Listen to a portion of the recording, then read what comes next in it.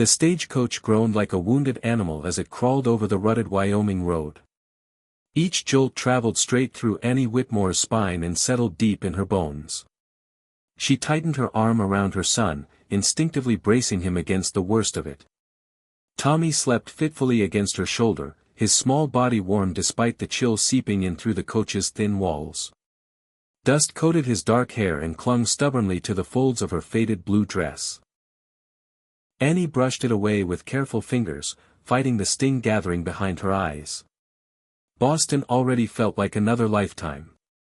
Cold winters that crept through cracked windows. Factory smoke that coated her lungs and skin. The narrow tenement room where she had knelt each night, whispering desperate prayers into the dark, begging God for a way out. 3 months ago, she had still been a seamstress.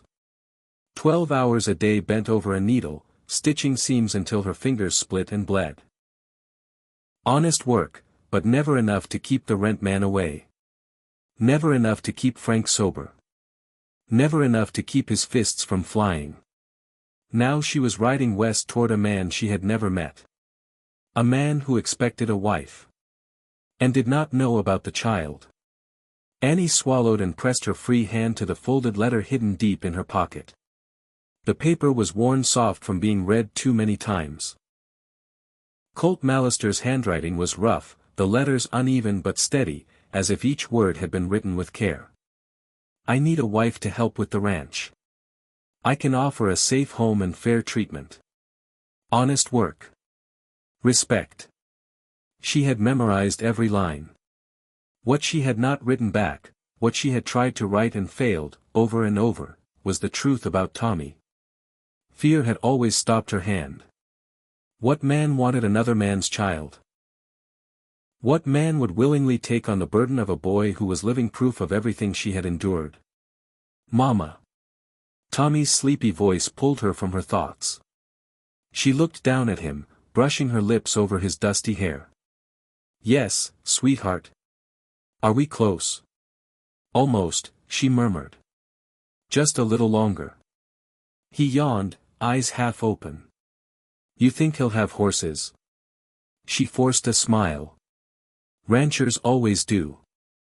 Across from her, the traveling preacher offered a kind nod. Wyoming Territory's a good place for new beginnings, ma'am. The Lord favors the brave. Annie didn't feel brave. She felt like a woman running for her life. Running from the memory of Frank's whiskey breath. From the raised fists. From the night she'd finally fled with Tommy tucked against her chest, slipping out the door before those fists could land on her son instead of her. Outside the coach window, the land grew harsher. Rust-colored earth stretched endlessly, broken by jagged rock and scrub. The sky loomed vast and sharp, a pale blue blade cutting the horizon in two. Too big for a woman like her. Then the driver called out, Bitter Creek Station ahead. Annie's stomach twisted. This was it. The stagecoach rolled to a stop beside a small, dusty station. Men lounged against the building, their eyes rough and curious as they followed her descent.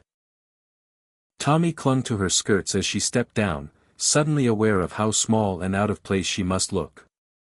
Then a quiet voice spoke behind her. Mrs. Whitmore.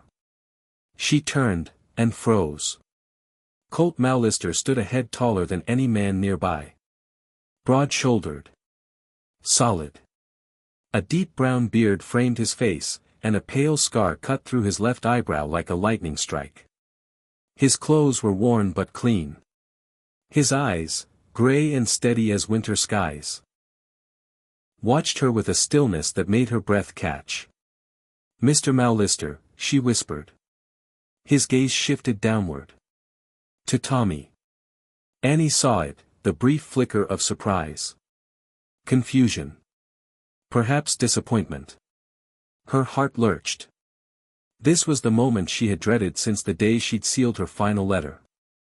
I must apologize, Annie said quickly, her voice trembling. I should have told you. This is my son, Tommy. I am a widow, and I wasn't alone in my marriage. She braced herself for rejection. For anger. For humiliation. For being sent straight back onto that stagecoach. Instead, Colt slowly knelt until he was eye level with Tommy. "How old are you, son?" Tommy swallowed. "6, sir." Colt nodded once. 6 is a good age. Old enough to learn to ride. Tommy's eyes went wide. "Really? Really?" Colt stood and looked at Annie, not with anger, but with something gentler. Quieter. "If the boy's part of you," he said, "then he's part of me." Annie's breath left her in a shaky rush.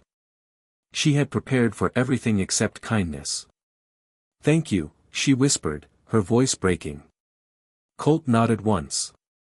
"Let's get you home before dark." The wagon rolled steadily into the Wyoming wilderness, pulled by 2 sturdy horses.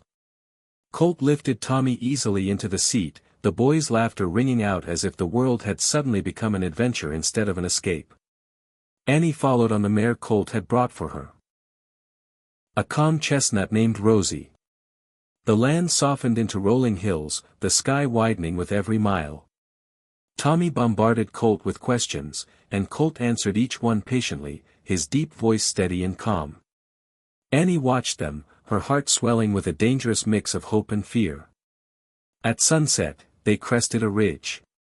Below lay a valley threaded with silver water and dotted with cottonwoods. A barn, corral, bunkhouse, and a sturdy 2-story log home nestled against a bluff. "Barren Ridge Ranch," Colt said. Annie felt something inside her loosen. But then she saw them. Riders on a distant ridge. Dark silhouettes against the fading light. Watching. Colt saw them too. His jaw tightened. His hand drifted toward the rifle resting by the wagon seat. This land was beautiful. And it was not safe. Annie woke her first morning at Barren Ridge to silence.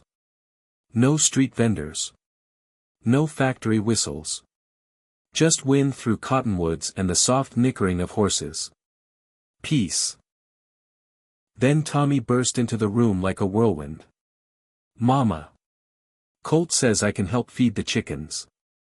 She half laughed, half gasped. "You barely know how to tie your shoes."